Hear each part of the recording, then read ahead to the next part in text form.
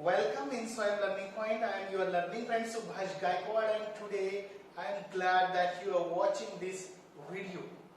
You know what this video is about? Yes, you know. It's a video for 10th standard quadratic equation of algebra. क्या हम पढ़ने वाले इस topic में? Factorisation.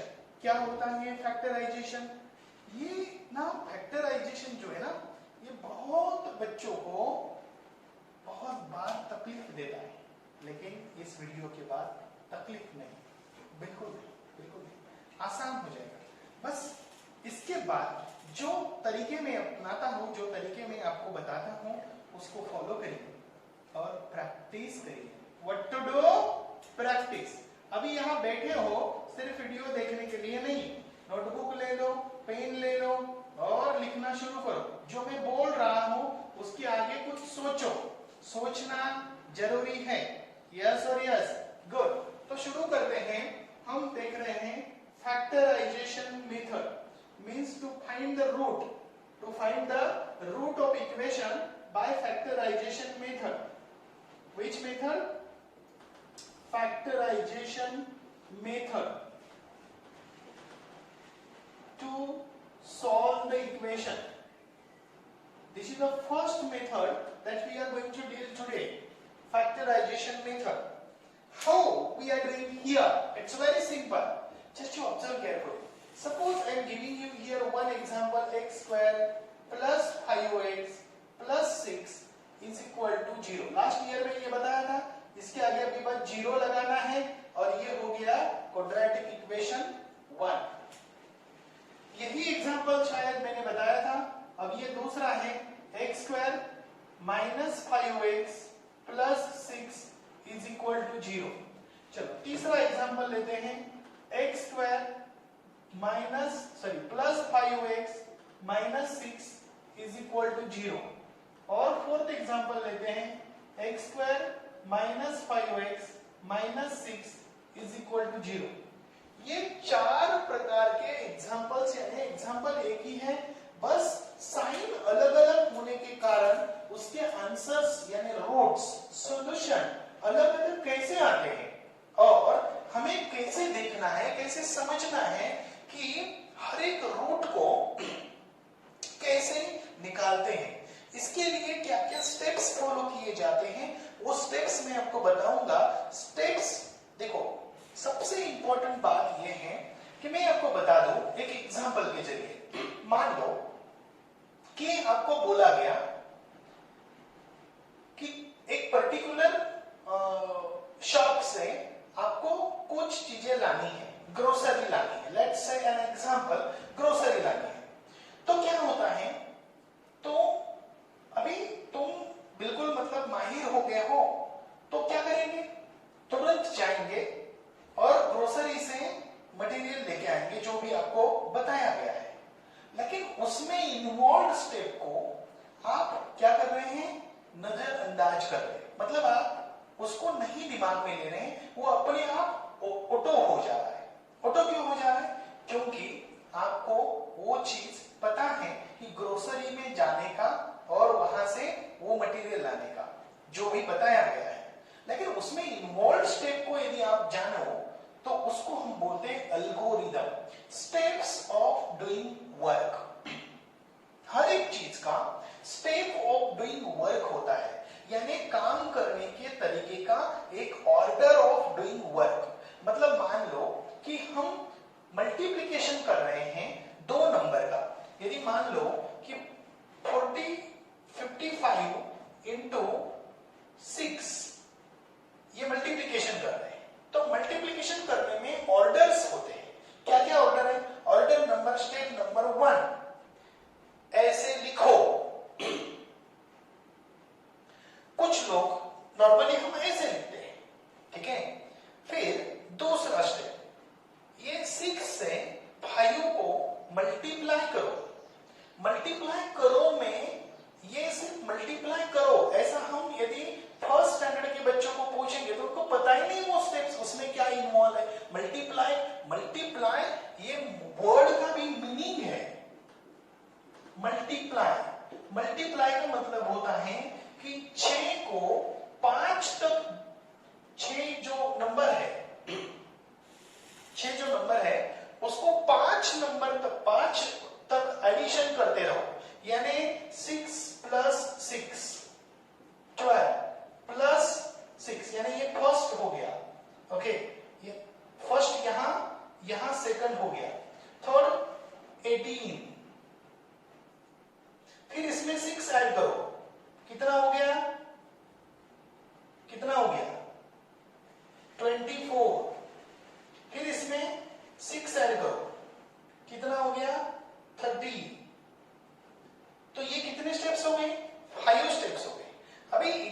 Steps हमने first standard में सीखे होंगे, सेकंड में सीखे होंगे, अभी थर्ड फोर्थ में हमने क्या किया, 6 फाइजा यानी 6 से हमने बीच के जितने भी स्टेप्स हैं उसको निकाल दिया और सीधे भाई पे आ गए।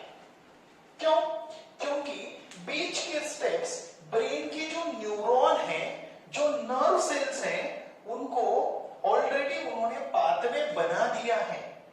इसके कारण हमें अभी उसकी चिंता नहीं है। हम जैसे मान लो कि अभी तुम किसी शहर में नहीं जा रहे हो, तो किसी शहर में जब हम नहीं जाते हैं तो हम इधर आ गए, तो फिर यहाँ किसी को पूछते हैं तो वो बोलता है इधर जाओ या तो इधर जाओ या तो सीधा जाओ। अभी यहाँ 3 रास्ते हैं तो एक रास्ता हम चुनते हैं। अभी हम यहां से गए, फिर यहाँ 2 रास्ते लगे, तो फिर यहाँ हम ये और ये, तो एक रास्ता हम चुनते हैं। फिर ऐसे करते करते करते एक पर्टिकुलर कंडीशन पे यहाँ स्टेप आ जाते हैं, एक पर्टिकुलर जहां हमें जाना है। अभी देखो हमने जो रास्ता चुना वो रास्ता एक ही दफा हम जाएंगे तो क्या हम याद रख पाएंगे? पॉसिबिलिटी ना के बराबर है। हाँ, रख सकते हैं यदि हमारा माइंड क्लियर इमेज करता है तो, लेकिन उसके लिए भी बहुत सारे स्टेप्स होते हैं। देखिए हम हमारे ब्रेन को कैसे ट्रेन कर रहे हैं इसके ऊपर हमारी होशियारी डिपेंड है, ना कि हम पैदाइशी होशियार है या नहीं है ये कोई मैटर नहीं करता। हर एक पर्सन में पैदाइशी होशियारी होती है, बस उसको वो इंप्लीमेंट करे। जैसे देखो बचपन में आप स्पून पकड़ते थे, लेकिन स्पून पहले महीने में आप स्पून पकड़ने लगे थे क्या? नहीं।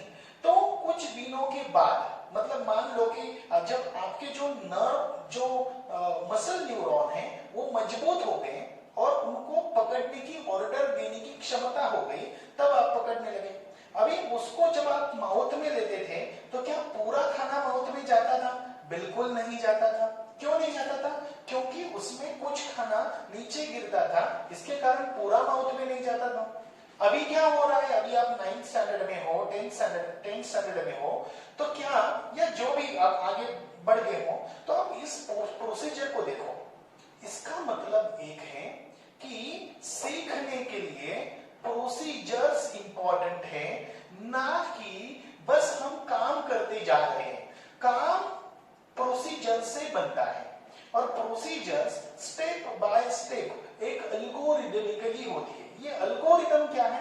एल्गोरिदम यानी स्टेप्स ऑफ डूइंग वर्क। एक पर्टिकुलर, जैसे कि हम अभी रोबोट जो बनाते हैं तो रोबोट्स को कमांड दी जाती है। कमांड यानी वर्क फ्लो, एक पर्टिकुलर टास्क कंप्लीट करने का एक वर्क फ्लो दिया जाता है। तो वो क्या करता है? स्टेप 1 कंप्लीट करता है, फिर स्टेप 2 कंप्लीट करता है, फिर स्टेप 3 कंप्लीट करता है, फिर स्टेप 4 कंप्लीट करता है और फिर स्टेप 5 कंप्लीट करने के बाद उसका पूरा टास्क कंप्लीट हो जाता है। इसका मतलब है कि रोबोट को जैसे प्रोग्राम किया गया था, ओके, अकॉर्डिंग टू दैट वो टास्क कंप्लीट करता है।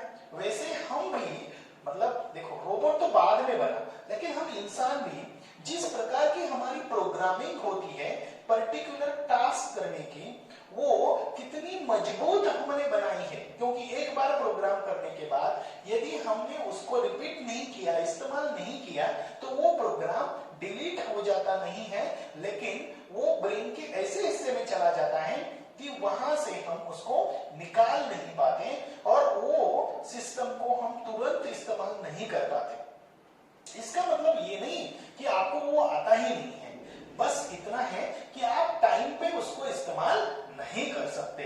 और फिर हम खुद को क्या बोलते हैं कि यार मुझे वो तो आता नहीं, मैं तो होशियार नहीं हूं। बात वो नहीं है, बात कहाँ है ये समझ लो। ये जो है ना, ये लेक्चर्स बहुत इंपॉर्टेंट है। बात क्या है? बात ये है कि प्रोसीजर्स नहीं है। क्या नहीं है? प्रोसीजर्स। और प्रोसीजर्स में एक्सपर्टाइज नहीं है, ठीक है।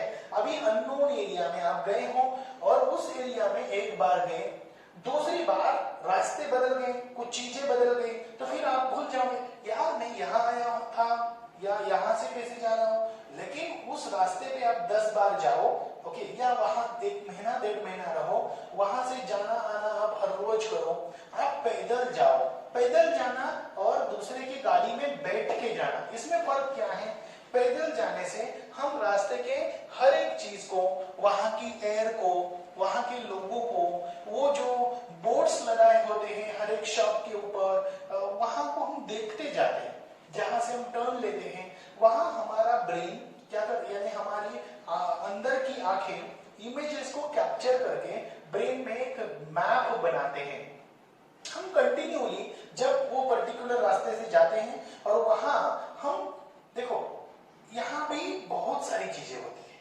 देखो मैं सिखाने लगूं ना आपको कि सीखने का कैसे, तो उसके लिए तो मैं स्पेशल वीडियो बना ही रहा हूं आपके लिए, स्पेशली ऑन डिमांड।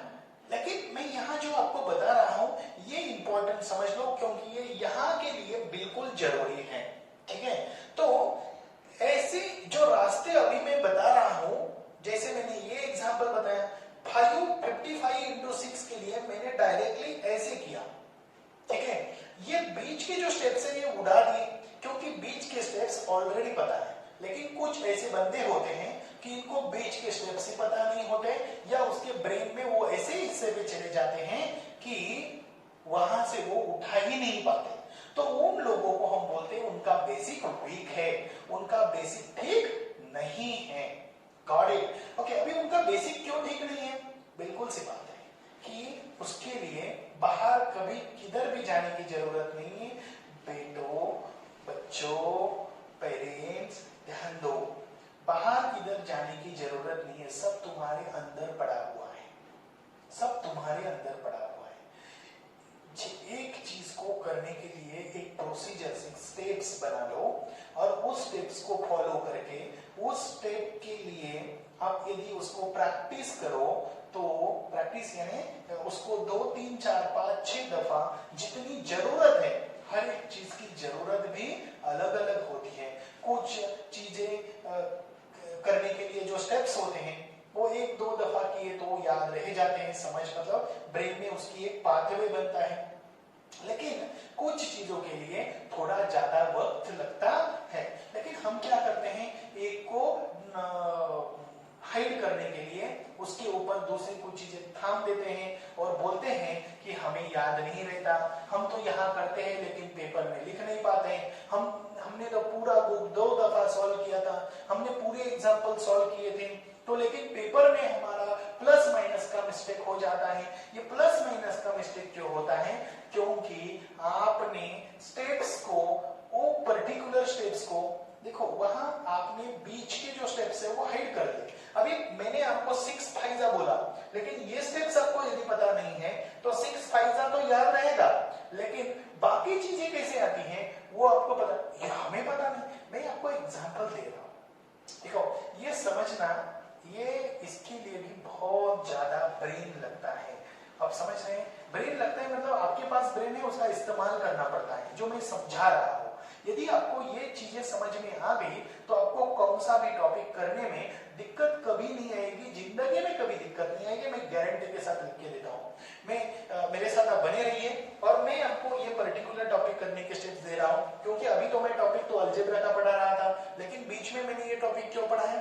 क्योंकि मेरे पास हर साल जितने बच्चे आते हैं उसमें से मान लो कि 60% बच्चों को ये प्रॉब्लम होता है कि सर इसका कैलकुलेशन मैं कैसे करूं। अभी उसका कैलकुलेशन उसको ना आने के बहुत सारे रीजंस होते हैं, बहुत सारे, यानी उसको वो टेबल ठीक नहीं आता। अभी टेबल क्यों नहीं आता? क्योंकि देखो अभी वो बोल रहा है वो टेबल रट्टू, टेबल रटना नहीं होता है, उसको समझो, उसको समझो ये ऐसे होता है, ऐसे नहीं तो ऐसे होता है। जैसे कि हम टेबल को ऐसा टेबल है, बड़ा टेबल है, और उस टेबल को, जैसे कि अभी ये मेरे पास बुक है मान लो, और ये बुक को मैं ऐसे रखूं और उसके नीचे कुछ ना लगो तो वो नीचे गिर जाएगा। अभी मैं सिर्फ एक ऐसा लगा दूं, ओके, तो वो भी नीचे गिर जाएगा। लेकिन 4 एक पर्टिकुलर स्ट्रक्चर के ऊपर यदि मैं उसको रखूं तो वो अच्छी तरीके से वहां रहेगा। इसके लिए इंफॉर्मेशन को भी क्या होता है, बेस की जरूरत होती है। तो इसको समझते हैं, ये बहुत लंबा वीडियो बनेगा, इसके लिए मैं आपको रिक्वेस्ट करता हूं कि आप इसको देखिए। ये कॉन्सेप्ट आपको समझ में आ गई, बस इसका इस्तेमाल करिए। आपको क्या लगता है हर एक एग्जांपल को ना हम एग्जांपल को सॉल्व करने में लगे रहते हैं? नो नो नो, पहले हम ना स्टेप्स को समझो, स्टेप्स क्या फॉलो करने। अभी ये एग्जांपल को देखना है, ये इक्वेशन को देखने के बाद हमें क्या समझ आता है? समझ आता है कि ये क्वाड्रेटिक इक्वेशन है। पिछली बार जब मैंने ये ढक दिया तो ये क्या बनता है? x² + 5x + 6 क्या बनता है? ये बनता है क्वाड्रेटिक पॉलिनोमियल, जो कि हमने लास्ट ईयर में उसके फैक्टराइजेशन किए थे। कहां तक किए थे? तो जो हमने पहले लास्ट वीडियो में बताया था, जैसे कि x - a या x + a तक बनाए थे। इस प्रकार के फैक्टर हमने बनाए थे नहीं बनाए थे? गुड। तो अभी हम यहाँ जो बना रहे हैं इसके आगे जा रहे हैं। तो x - a = 0, क्योंकि यहाँ 0 हमने अभी इस साल लगाया है, और x + a = 0, तो हम अभी x की क्लियर वैल्यू निकाल रहे हैं। तो -a इस प्रकार। देखो ये स्टेप्स मैंने आज ये जो टॉपिक में ये 2 स्टेप्स ऐड होने वाले हैं। पिछले स्टेप्स तो पहले ही थे, = 0 लगा दिया, इसके कारण ये 2 स्टेप्स ऐड हो गए। That's it. ओके, कुछ लोग बोलेंगे ये क्या बोल रहे हैं, कुछ समझ में नहीं आ रहा है। वीडियो को 3-4 बार घुमा फिरा के देखो यहाँ तक। ओके, और फिर हर एक स्टेप को समझो। जो मन में क्वेरी आए उस क्वेरी को कमेंट बॉक्स में लिखो। देखो क्या करते हैं, एक को ढकते हैं, दूसरा उसके ऊपर, तीसरा उसके ऊपर, तो फिर समझ में नहीं आता, फिर रट्टा मारना पड़ता है, और रट्टे से काम नहीं चलता। रट्टे का मतलब है कि बस वो पर्टिकुलर टॉपिक को ऐसा है ऐसा मानो। अरे भाई, हर एक चीज सेम नहीं होती है, हर एक चीज अलग होती है। दिमाग सेम लगाना पड़ता है, प्रोसीजर सेम होती है। जैसे कि आदमी कौन सा भी हो, छोटा हो बड़ा हो, माउथ यहाँ होता है, खाना यहाँ से होता है। बस चीजें बड़ी हो छोटी हो, खाने यहाँ से पड़ती है। लिक्विड हो ड्रिंक करना है, ओके, सॉलिड हो च्यूइंग करना है। सॉलिड किस डेंसिटी का है उसके ऊपर डिपेंड करता है कि वो कैसे खाना है। ओके, सॉलिड की डेंसिटी ज्यादा है, थोड़ा हार्ड है, तो चबा चबा के एकदम बिल्कुल इंश्योर करना है कि हम उसको निगल सकते हैं, तभी वो निगलने का। अदरवाइज क्या हो जाएगा, वो अंदर जाएगा तो आप ऊपर जाएंगे। Got it? आप समझ रहे हैं? वो अंदर तो जाएगा नहीं और आप ऊपर जाएंगे। आप समझ रहे हैं? ये जो मैं बोल रहा हूँ ये थोड़ा हार्ड भी लगता है, कभी कभी हर्ष लगता है कि यार ये कैसे बोल रहे हैं। मैं जो बोल रहा हूँ ना ये बिल्कुल समझने का है, बिल्कुल समझने का। Got it? ओके, तो x² + 5x + 6 = 0। अभी देखिए यहाँ 6 क्या है? कांस्टेंट टर्म है, ये पहले हमने देखा है। 5 क्या है? ये x का कोएफिशिएंट है, और यहाँ कौन है? 1, तो ये किसका कोएफिशिएंट है? x² का कोएफिशिएंट है। अभी यहाँ से बात बनती है हमें इसके फैक्टर निकालने। फैक्टर का मतलब है कि ऐसे नंबर्स कि जो नंबर्स x के जगह पे मैं पुट करूं तो = 0 आना ही आना है। x के जगह पे वो वैल्यू पुट करूं तो = 0 आना जरूरी है। फिर से मैं बोल रहा हूं, x के जगह पे वो नंबर जो भी आएंगे वो नंबर्स में पुट करो तो = 0 आना जरूरी है। उसको हम फैक्टर बोलते हैं। वो कि हमने पिछले एक्सरसाइज में देखा था कि उसको रूट बोलते हैं। रूट किसको बोलते हैं? जिसमें वैल्यू पुट करने के बाद, मतलब LHS में वो वैल्यू पुट करो और उसके = यदि 0 आता है, जैसे मैंने आपको बोला था कि x² - 4 = 0। अभी यहां मैं x = 2 पुट करूं तो क्या आएगा? 2², मतलब मैं यहां इसे सीधे तरीके से लिख देता हूं। तो यहां x = put x = 2 in equation in LHS। तो LHS क्या है पहले वो समझा हमने। x² - 4, तो 2 का स्क्वायर -4, तो 4 - 4 = 0 = RHS। इसका मतलब हो गया कि x = 2 is root of equation. x = 2 क्या है? Root of equation. That's great. Okay, तो चलो आगे चलते हैं।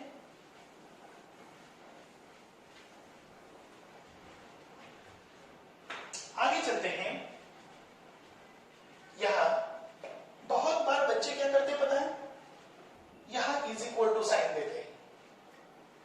बोलो, देने का? हाँ या ना? ना।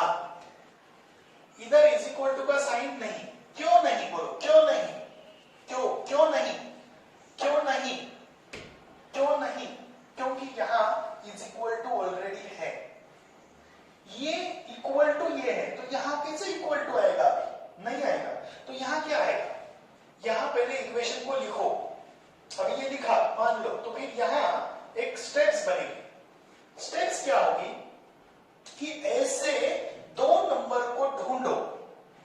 वो कहां से ढूंढेंगे, दूसरे गांव जाएंगे नहीं, क्या करेंगे फिर, वो यहां देखो ये क्या है, 5 है ना, दिख रहा है, यहां जो भी है उसके साइन के साथ उसको देखो, +5। तो ऐसे दो नंबर ढूंढो कि उनकी सम क्या होनी चाहिए, क्या होनी चाहिए, 5 होनी चाहिए। अभी यहां 3 + 2 है, तो उनकी सम क्या है, 5। क्या वो दो नंबर का प्रोडक्ट, ये रेड वाला 6 और ये 1, 6 × 1 यानी 6 आता है क्या, वो चेक करो। तो 3 × 2 6 आ गया ना, गुड। इसका मतलब है कि ये दो सही नंबर हैं कि जो हम 5 के जगह पे रिप्लेस करेंगे, लेकिन 5 की जगह पे रिप्लेस करेंगे। मैं x की जगह पे नहीं बोला, बोला क्या, नहीं बोला। स्टेप नंबर 1, स्टेप नंबर 1 क्या है, step number 1, in place of b या इन place of coefficient of x, क्या बोला मैंने, स्टेप नंबर 1 मैं बोल रहा हूं इन प्लेस ऑफ, स्टेप नंबर 1 में हम लिख रहे हैं इन place of what you can say that the coefficient of x, coefficient. मेरे ख्याल से यदि एल्गोरिथम से लिखा जाए तो और एक स्टेप आएगी, ये तो दूसरी स्टेप आएगी। पहली स्टेप क्या आएगी, find two numbers whose sum is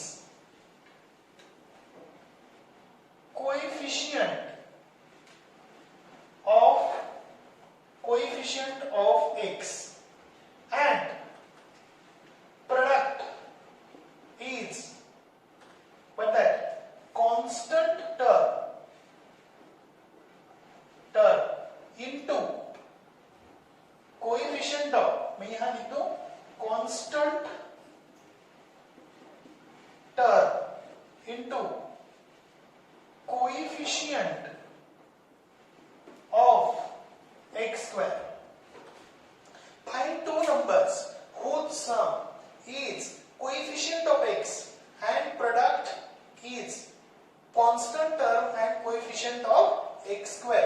मतलब क्या, प्रोडक्ट ऑफ, ओके देखो, फाइंड टू नंबर्स, ऐसे दो नंबर ढूंढो जिनकी सम, whose sum is coefficient of x, x का कोएफिशिएंट, पहले कोएफिशिएंट समझ में आ गया, x का कोएफिशिएंट, ऐसे उनकी क्या होनी चाहिए, सम होनी चाहिए, और प्रोडक्ट क्या होना चाहिए, their product is what that, their product is constant term and what that coefficient of x², यानी उसका प्रोडक्ट क्या होना चाहिए, constant term and coefficient of x² का प्रोडक्ट होना चाहिए, इतना, ठीक है। जैसे कि अभी देखो कि यहां 3 ऐसे दो नंबर्स है, 3 दो नंबर्स, 2 नंबर्स 3 एंड 2 दो नंबर जिनकी सम क्या है, कोएफिशिएंट ऑफ x है 5, जिनका प्रोडक्ट 3 × 2 क्या है, प्रोडक्ट कितना है, into is equal to constant term into coefficient of x², 6 × 1 is what,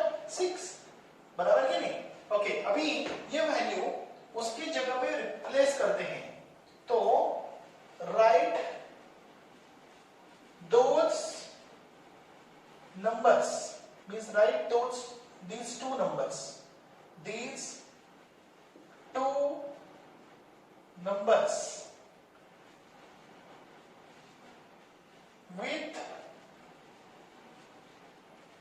proper sign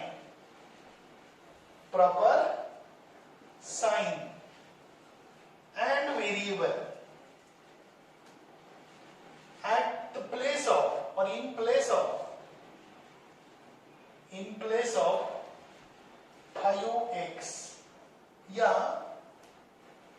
अभी यहां स्पेसिफिकली हम 5x क्यों लिख रहे हैं, तो यहां भी -5x है, यहां 5x है, ओके। जो भी नंबर्स रहेगा उसकी जगह पे लिखने का, तो x² प्लस क्या बोला उन्होंने, right these two numbers with proper sign sign मतलब यहाँ कौन सा साइन दिया है, plus 3 with variables 3x plus 2x plus 6 is equal to 0. That's great. लिखा आपने। स्टेप नंबर 2 एल्गोरिथम में दे रहा हूं। स्टेप नंबर 1 में महिम बनी, मास्टर बनी, स्टेप नंबर 2 में मास्टर बनी है। अभी स्टेप नंबर 3 अपने खुद के पेन से, आपके पास पेन है, गुड, तो पहले दो टर्म को और दूसरे दो टर्म के नीचे अंडरलाइन करिए। Underline the first two terms and the second two terms means last two terms किया। अभी पहले टर्म से कुछ ऐसे नंबर्स को निकालिए या कुछ ऐसे वेरिएबल्स को निकालिए कि जिसको कॉमन निकालना है। तो अभी यहां से हम x और x कॉमन निकाल दें। बहुत सारे बच्चों को ये कॉमन क्या होता है ये नहीं समझता, उसको मैं उल्टे तरीके से समझाता हूं। तो ऐसा नंबर कि जो ब्रैकेट के बाहर आने के बाद यदि अंदर गया तो ये नंबर आना चाहिए। फिर से मैं रिपीट कर रहा हूं, ऐसा नंबर यानी ऐसा वेरिएबल या नंबर वो बाहर आने के बाद ओके, यदि उसको रिवर्स मल्टीप्लाई करें x into x x square, x into 3x, तो क्या आना चाहिए, वो ओरिजिनल जो टर्म है वो आनी चाहिए। उसके बाद ये जो हमने जो दो नंबर का चयन किया था उसके बीच में का साइन देखो, जो साइन होगा वही साइन लिखने का, प्लस हो प्लस लिखो, माइनस हो माइनस लिखो। अभी यहां क्या है, प्लस, तो लिखो प्लस। अभी उसके बाद देखो प्लस है तो अंदर के जो नेक्स्ट जो टर्म है उसमें से क्या कॉमन निकाल सकते हैं, कुछ पॉसिबिलिटी है। तो यहां प्रोबेबिलिटी नहीं 1000% क्या कॉमन निकलता है, नंबर, कांस्टेंट नंबर कॉमन निकलता है, वहां वेरिएबल नहीं होता है। फिर से वेरिएबल कॉमन नहीं निकलता है, नंबर निकलता है, वेरिएबल नहीं निकलता है, नंबर निकलता है। तो नंबर को निकाला, क्या निकाला, 2, तो बचा क्या, x, 2 into x 2x plus 3। देखो तो यहां आ गया, ये 2 कॉमन निकला तो 2 ने x को मल्टीप्लाई किया 2x, 2 ने 3 को मल्टीप्लाई किया 6। ये साइन यदि बाहर प्लस साइन है तो अंदर के साइन में कोई बदलाव नहीं होता है। ये हो गई स्टेप नंबर 2। अभी देखो यहां यदि देखें तो यहां भी x प्लस 3 है और यहां भी x प्लस 3 है। और जिंदगी में जब तक आप फैक्टराइजेशन करोगे तब तक पहले जो टर्म रहेगी यहां इस ब्रैकेट में जो आएगा वही इस ब्रैकेट में आएगा। जो इसको दोबारा सुनो, एक ब्रैकेट में जो आएगा वही इस ब्रैकेट में आएगा। अभी इसको क्या करते हैं, x प्लस 3, therefore इधर x प्लस 3 को कॉमन लेते हैं, बचा क्या, x plus 2 is equal to 0। That's great. Okay, ये हो गया अपना लास्ट ईयर का जो फैक्टर। अभी यहाँ इज इक्वल टू 0 है तो इसके कारण यहाँ बनेगा x plus 3 is equal to 0 और x plus 2 is equal to 0। तो यहाँ x इज इक्वल टू -3 और x इज इक्वल टू -2। तो ये हो गया हमारा आंसर। अभी हम आंसर तक कैसे पहुंचे उसके लिए मैंने सिर्फ 2 स्टेप्स यहाँ लिख के दिए, बाकी के स्टेप्स यहाँ बताए। 2 स्टेप्स जो मैंने अभी लिखे यहाँ तक हमने लिखा, कैलकुलेशन किया, और यहाँ हमने क्या किया कि अंडरलाइन करना है, right these 2 numbers with a proper sign variable in place of 5x लिखा हमने।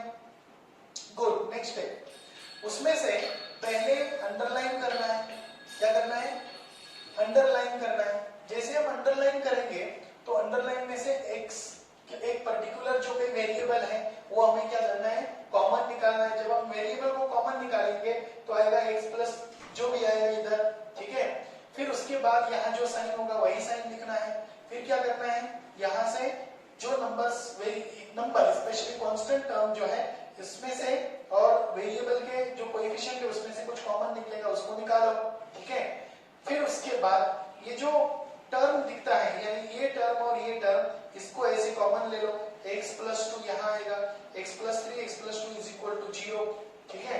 तो अभी ये हो गया हमारा पहला इक्वेशन। अभी दूसरे इक्वेशन को हम फटाक से सॉल्व करेंगे, तीसरे को भी वैसे, फोर्थ को भी उसी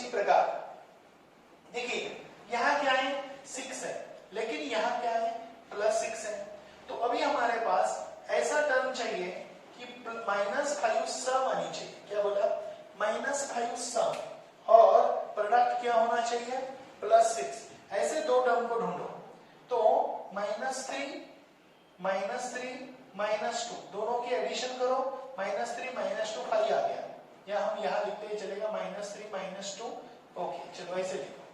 अभी इधर क्या होगा, -3 इंटू -2 चेक करते हैं, 3 इंटू 2 6, माइनस माइनस प्लस जब मल्टीप्लीकेशन करते हैं, जब हम मल्टीप्लीकेशन करते हैं तब क्या होता है आपको पता है, क्या होता है, minus into minus is equal to plus. लेकिन जब एडिशन करते हैं तो माइनस माइनस क्या होता है, माइनस होता है। अभी इधर तक ही हम रुकते हैं, बाकी आगे के टॉपिक में हम आगे का देखेंगे ही। अभी यहाँ हम एक इक्वेशन सॉल्व करते हैं इसको लेके। तो स्टेप नंबर फर्स्ट आ गया कि find two numbers whose sum is coefficient of x, product is, ये आ गया। अभी इसको सॉल्व करते हैं। x², इसके लिए यहां ऐसे साइन देते हैं, therefore x², अब इसकी जगह पे क्या लिखने का, 5 की जगह पे -3x -2x + 6 is equal to 0। यहां क्या करना है, अंडरलाइन करना है, फिर कॉमन निकालना है। तो क्या कॉमन निकालो, x कॉमन निकलेगा यहां से, बराबर ना, फिर क्या बचेगा x -3, फिर यहां से -2 कॉमन निकालो, x -3 इज इक्वल टू क्या आएगा, 0।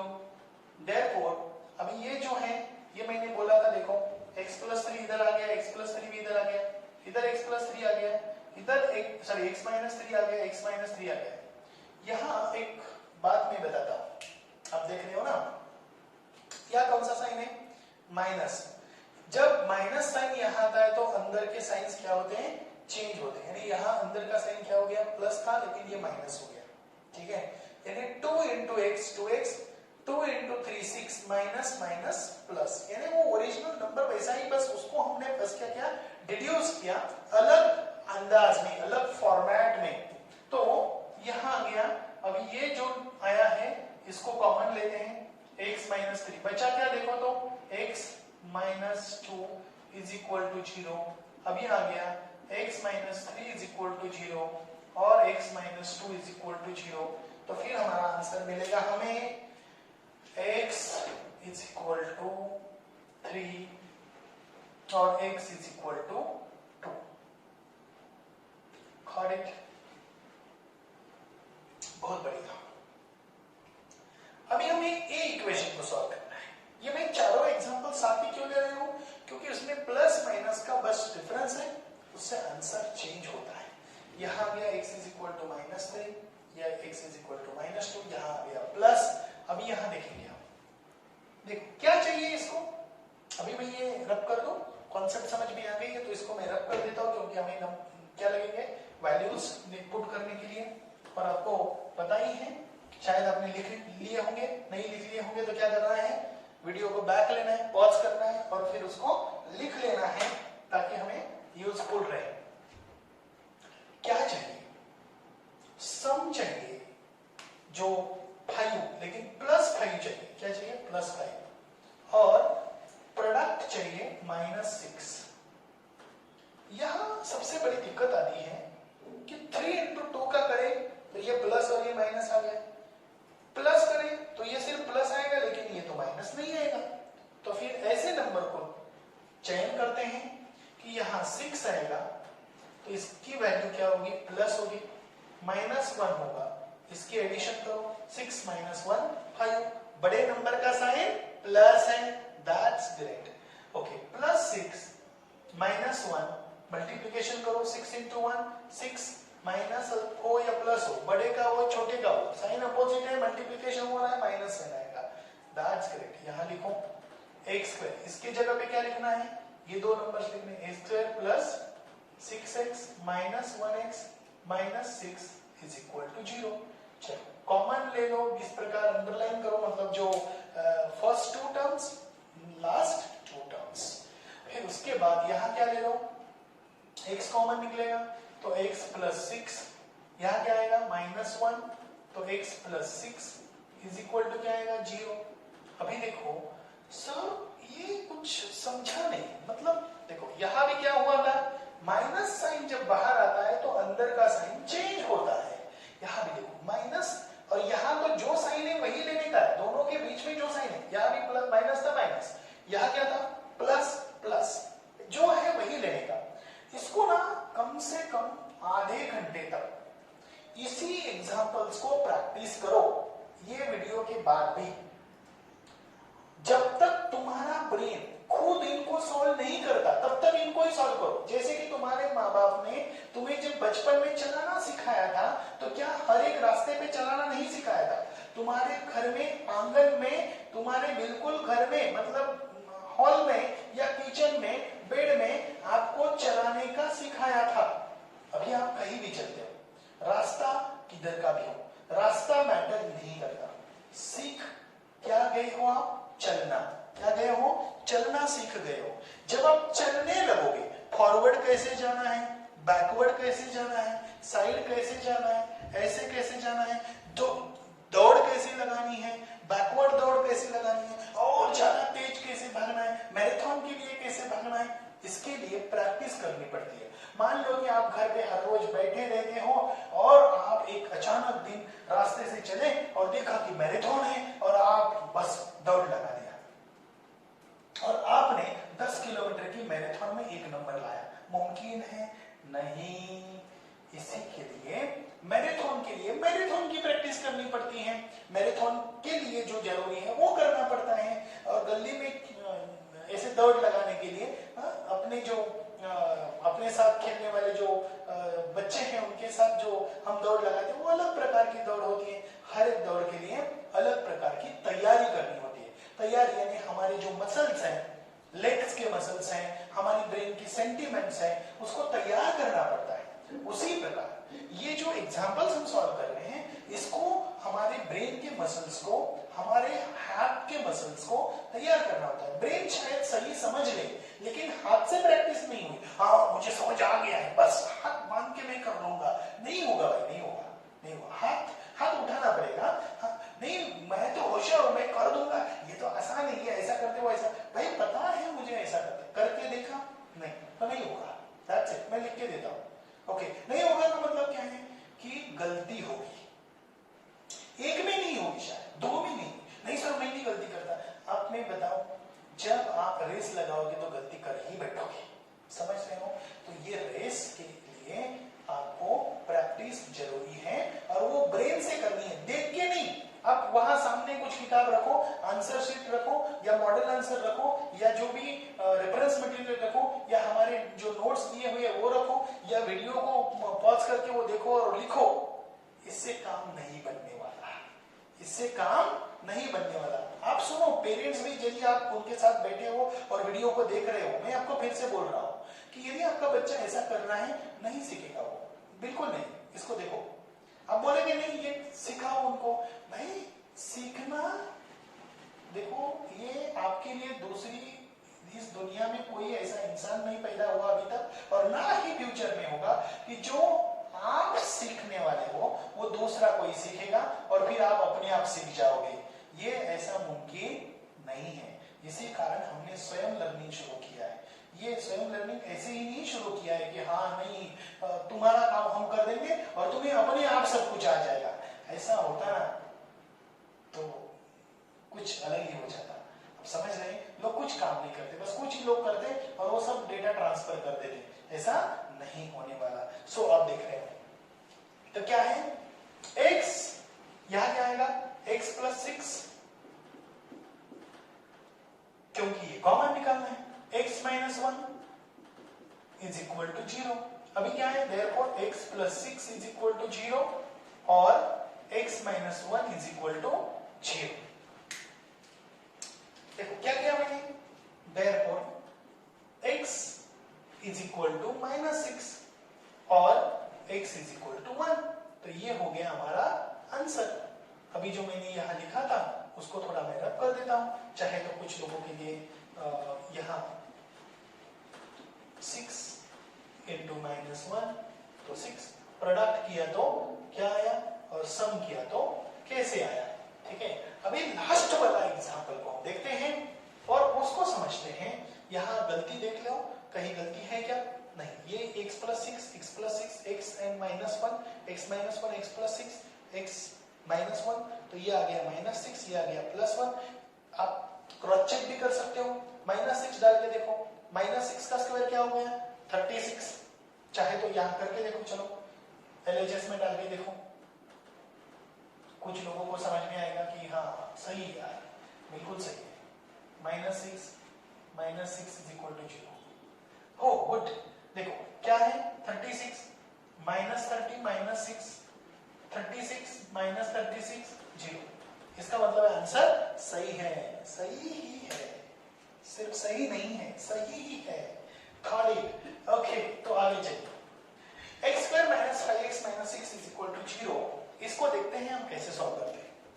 देखिए इसको हमें क्या चाहिए, -6 हमारा प्रोडक्ट चाहिए, ओके, और सम भी क्या चाहिए, सम -5 चाहिए, और प्रोडक्ट क्या चाहिए 6 चाहिए, लेकिन दोनों माइनस चाहिए। अभी क्या करेंगे, बस साइन को चेंज करके देखते हैं। यहां बड़े नंबर को माइनस साइन दिया और छोटे नंबर को प्लस साइन दिया, आंसर तो हाँ ही गया। देखो ना कितना कितना मजा है, यहां प्लस किया, यहां माइनस किया, यहां प्लस आ गया, बस साइन को उल्टा किया, आंसर तो वही है। ये नंबर्स का गेम ना, जिसको नंबर आते हैं वो धनवान बन सकता है। नंबर से खेलना सीखो, धनवान बनो। क्यों, ये स्पेशल वीडियोस में हमारा जो कोर्स होता है, उस कोर्स में हम बताएंगे ही आपको, और वो कोर्स के लिए यदि आपको डिटेल में जानकारी चाहिए तो वो आपको अगले जो नेक्स्ट वीडियोस आने वाले हैं उसमें मैं आपको डिटेल में बताऊंगा ही, ठीक है। लेकिन यहाँ देखो कि ये नंबर से खेलो, नंबर से खेलने की आदत होनी चाहिए, माइंड में नंबर से खेलने की आदत होनी चाहिए, तभी जाके काम बनेगा। -6 + 1 -5, -6 + 1 मल्टीप्लीकेशन करो, 6 1 जा 6, minus plus minus, that's great. Okay, आपने किया, अभी आप बहुत होशियार हो गए। यहाँ therefore x² - 6x - +1, that's great, good, fantastic. तो ऐसे कैसे करना, ये देखो अभी क्या हो गया, मेरी आदत से बन गई ना, तो फटाफट ऑटोमेटिकली मैंने 2 लाइन मतलब ड्रॉ कर दी, इसके अंदर इसके नीचे और उसके नीचे। Got it. अभी इसको देखते हैं क्या करना है। यहां देखते हैं क्या कॉमन निकलता है, x कॉमन निकलता है, क्या बचा x - 6। यहां कौन सा साइन है, प्लस, प्लस देते हैं, बचा क्या, क्या कॉमन निकलता है, 1 कॉमन निकलता है, क्योंकि कोई नहीं है अंदर तो निकालने के लिए, x के साथ तो बस 1 के सिवा कोई नहीं है, तो फिर क्या निकालेंगे, कुछ नहीं, अभी नहीं है उसके पास तो क्या निकालेंगे, कुछ भी नहीं हुआ तो 1 तो निकालेंगे ही, गॉट इट, तो भी उसके पास 1 रहेगा। एक ऐसा है कितना निकालो बस वो 1 रहता ही है, ठीक है। तो x - 6 x + 1 = 0, पहले ये ले लो, फिर उसके बाद बचा हुआ जो है x और ये +1 इधर लिखो। देयरफॉर x - 6 = 0 और x + 1 = 0, फिर x = 6 और x = -1। अभी आप चेक भी कर सकते हो, -1 वैल्यू पुट करो, इसमें LHS देखो =RHS आएगा, और 6 वैल्यू पुट करके देखो तो भी आंसर आएगा। इसका मतलब है कि वो उनके क्या है, रूट्स हैं। मुझे उम्मीद है कि ये वीडियो में जो मैंने इतनी छोटी सी बात है लेकिन बहुत लंबी करके बताई, बहुत डिटेल में बताने की कोशिश की, आपके सेंटिमेंट्स, आपका ब्रेन कैसे वर्क करता है उसके बारे में भी छोटी सी हिंट आपको दी। ये वीडियो को कम से कम 3-4 बार देखो, कितनी बार देखो, 3-4 बार खुद को देखो। अभी देखा भी नहीं मुझे समझ में है, लेकिन जो मैंने बीच में जो बोला है ना वो तुम्हारे ब्रेन में ऐसे घुसना चाहिए। चाहे तो हेडफोन लगा लो, क्या लगा लो, हेडफोन लगा लो, शांति से बैठो और उस वीडियो को 2-3-4 बार देखो, तभी जाके ये कॉन्सेप्ट तो समझ में आ ही जाएगी, अपने आप ब्रेन में घुसेगी ही, लेकिन उसके साथ साथ आप बहुत कुछ सीख भी जाओगे। Got it. ओके, और पूरे फैमिली में देखा तो भी चलेगा।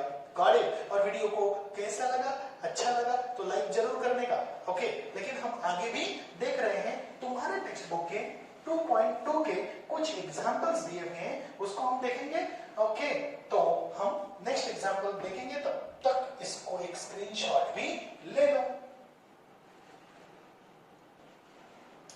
ओके, तो अभी हम फैक्टराइजेशन के कुछ अलग प्रकार के एग्जांपल्स भी देखेंगे, जैसे x² = 25।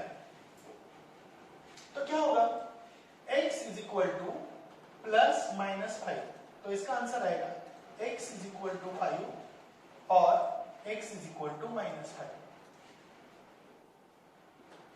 एक प्रकार का अलग प्रकार का एग्जांपल है वो 4, ये 5 यहां मैं और एक एग्जांपल ले रहा हूं 6 नंबर का। x square is equal to 3, तो x is equal to plus minus √3, तो x इज इक्वल टू √3 ये एक आएगा, और x is equal to minus √3 ये भी एक आंसर आ सकता है। ठीक है, तो -3 and +3 are the root of this equation. अभी आप बोलेंगे और कुछ एग्जांपल्स इसी प्रकार से, तो हम यहां ऐसे भी लिख सकते हैं कि 3y² is equal to 6y, ऐसा एक क्वेश्चन है। तो अभी यहां देखो, या 15y हम यहां लिखते हैं 15y। तो यहां देखो दो चीजें तुम्हारे सामने हैं, दो प्रकार से एग्जांपल को सॉल्व कर सकते हैं।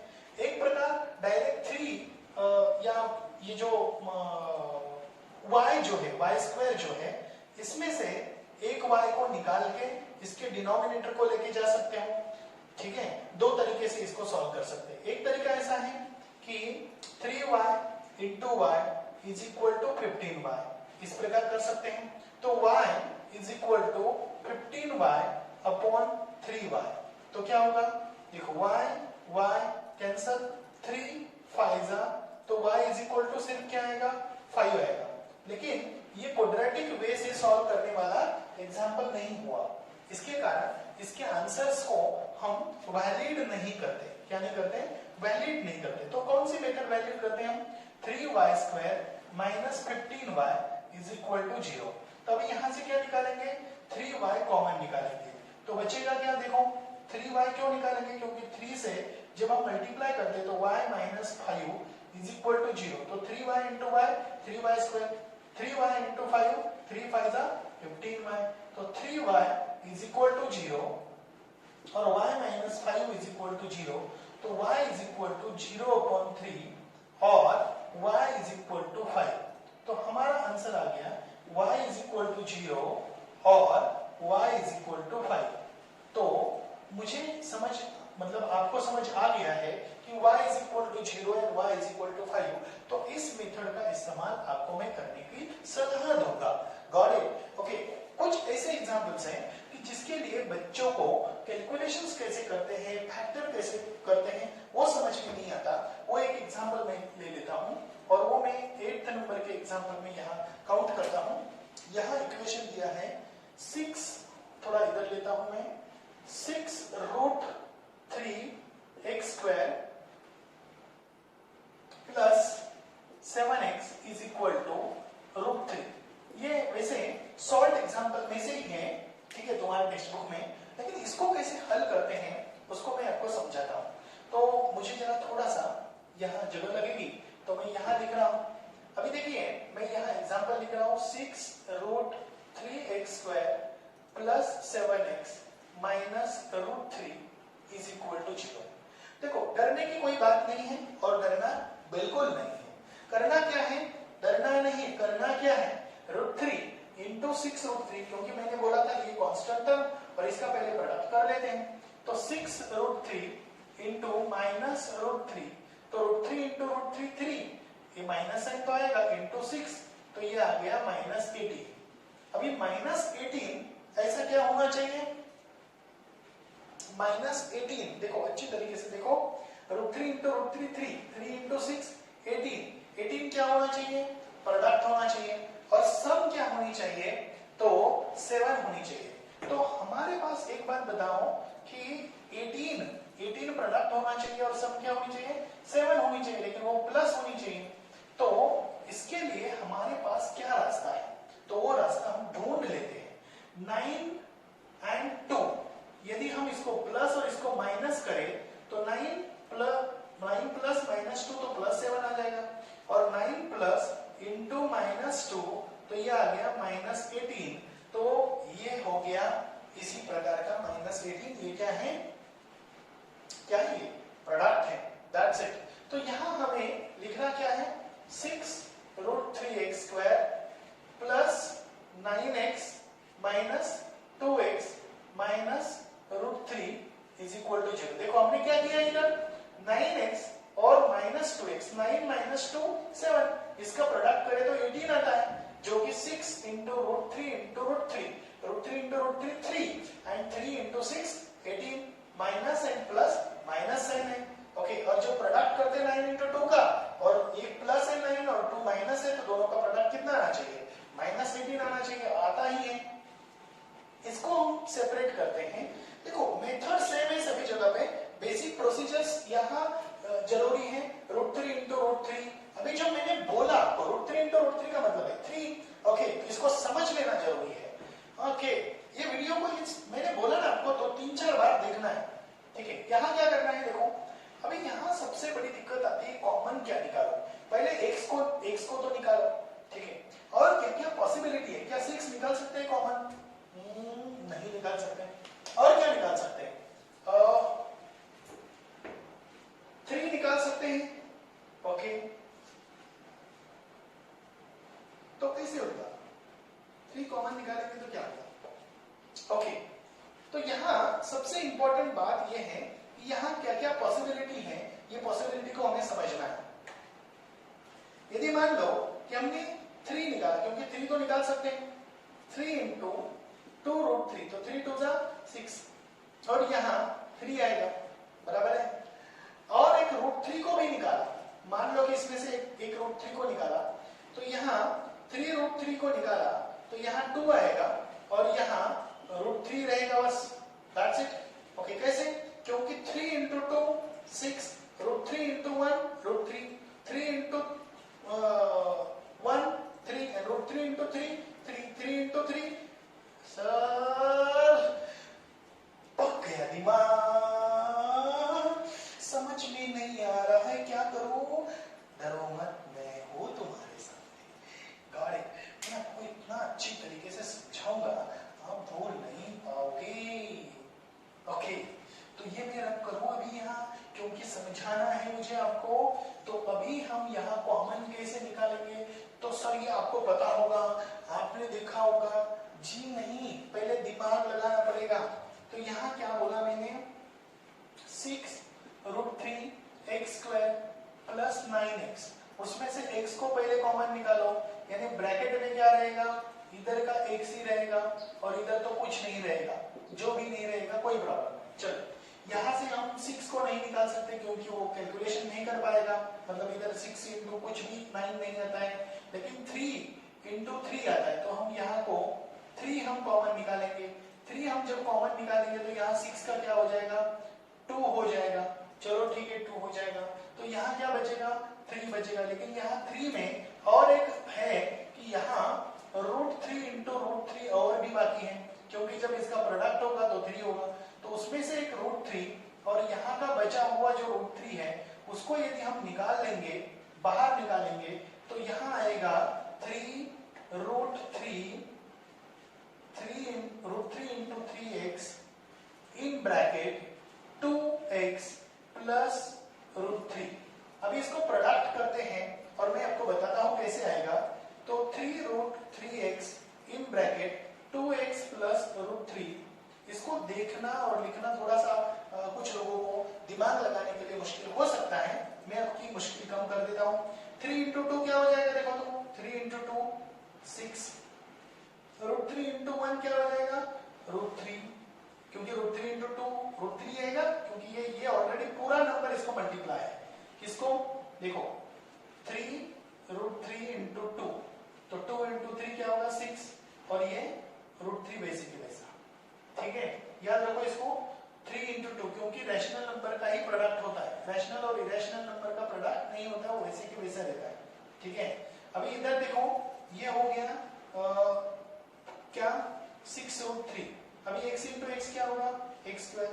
3 रूट 3 इंटू रूट 3 क्या होगा, रूट 3 इंटू रूट 3 क्या होगा, 3 होगा, इंटू 3, ये प्लस साइन वैसे के वैसे रहेगा, तो 6 रूट 3 एक्स स्क्वायर प्लस 9, देखो 3 इंटू 3 क्या है 9, 6 रूट 3 एक्स स्क्वायर। आपको इसको ना 2-3 बार इसको फिर से बैक ले लो और फिर देखो, फिर बैक ले लो, फिर देखो, फिर कैलकुलेशन करके देखो, मेरे साथ करके देखो, तभी जाके समझेगा। ओके गुड, अब यहाँ डायरेक्ट हम लिखते हैं, क्या कॉमन निकलेगा, 3√3x बचेगा क्या अंदर 2x प्लस √3। अभी देखो यहाँ कौन सा साइन है माइनस, तो क्या कॉमन लेना है माइनस, और क्या कॉमन निकलेगा 1, क्योंकि कोई नहीं है कॉमन लेने के लिए, क्यों 2 और 3 में कोई √3 में कोई कॉमन नहीं हो सकता, तो यहाँ आएगा 2x plus √3 is equal to 0। देखो यहाँ 2x plus √3 is equal to ये आ गया, और यहाँ भी 2x प्लस √3 ही आ गया। इसका मतलब ये हो गया कि ये जो टर्म है वो सेम ही आते हैं। यहाँ जो साइन है माइनस का ये जो आता है, क्रॉस चेक करके भी हम चेक कर सकते हैं कि वो आंसर आता है या नहीं आता है, कहीं गलती तो नहीं हो गई। जल्दबाजी नहीं करना, जल्दबाजी नहीं करना, थोड़ा धीरे से धीरज से करना, बिल्कुल। तो 2x प्लस √3 और 3√3x minus 1 is equal to 0। इसको ये एक बॉक्स में लिया, एक बॉक्स में लिया, मतलब ब्रैकेट में लिया। 2x plus √3 is equal to 0 और 3√3x minus 1 is equal to 0। तो 2x is equal to minus √3, तो x is equal to minus √3 upon 2, और यहाँ आ गया answer √3 minus means is equal to 1, तो यहाँ गया x is equal to 1 upon 3√3। इसको हम रैशनलाइज भी करते हैं उस नंबर को, ओके, और उसको रैशनलाइज करके भी लिख सकते हैं, या ऐसा भी आंसर आएगा, ठीक है। इसको अच्छी तरीके से समझना जरूरी है। इसको समझने के लिए, पूरा वीडियो देखने के लिए